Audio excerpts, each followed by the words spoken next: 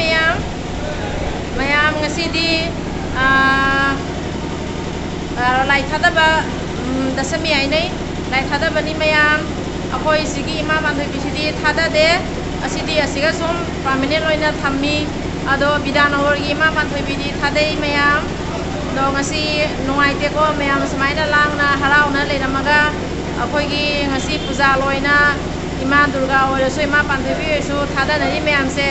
kanjal laga di nungai te akoi su ningo noi banina ko mapam da saluraga mayam na harau tawraga ima dona hangi bodo ado kanjal laga nungai te nungsi ado